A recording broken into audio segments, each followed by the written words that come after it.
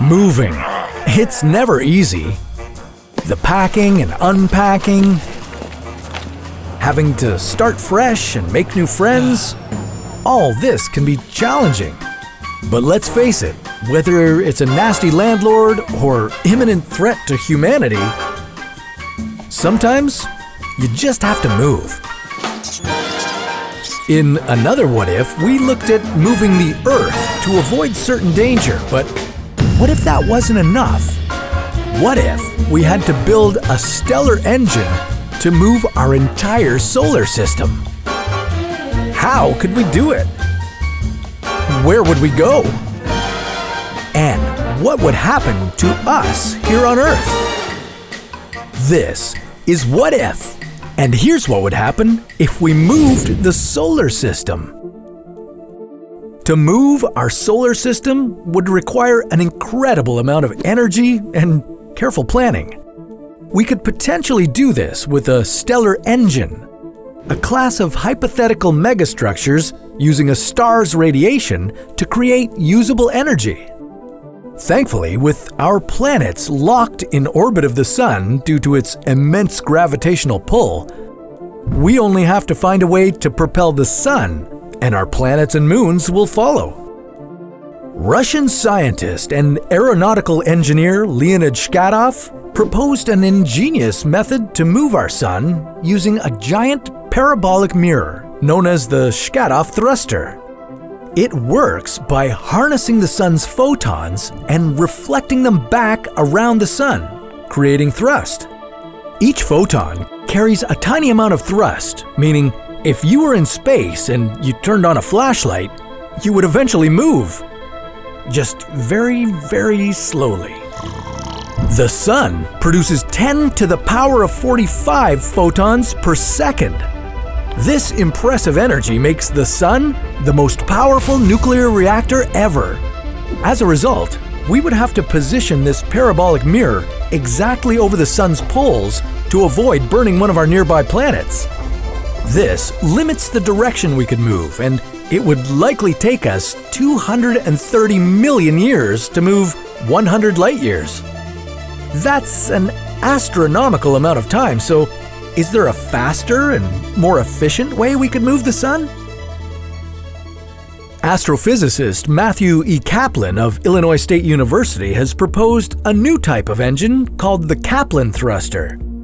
This stellar engine requires 1 quadrillion satellite mirrors, known as a Dyson swarm, to orbit the radius of the Sun.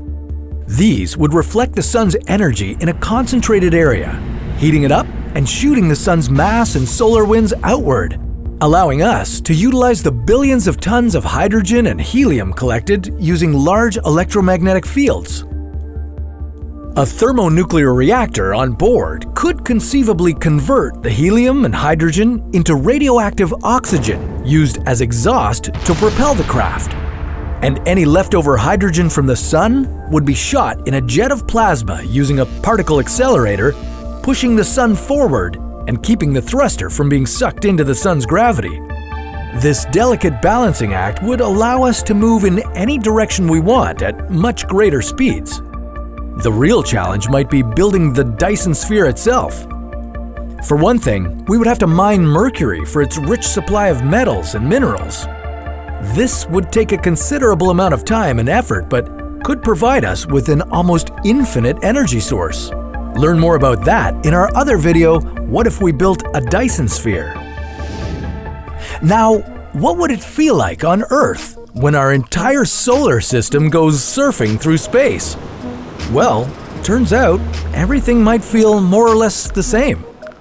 Researchers at Illinois State University believe that shifting the solar system wouldn't disrupt our planet's orbits, since the thrust of a stellar engine would create just a small acceleration overall. As we orbit the Sun orbits the galactic center of the Milky Way. We don't feel this movement because it's constant. If the Earth suddenly stopped moving, however, we'd be in cosmic trouble. With so many travel destinations in the universe, we'd still be limited to only a small portion of it, known as the local group.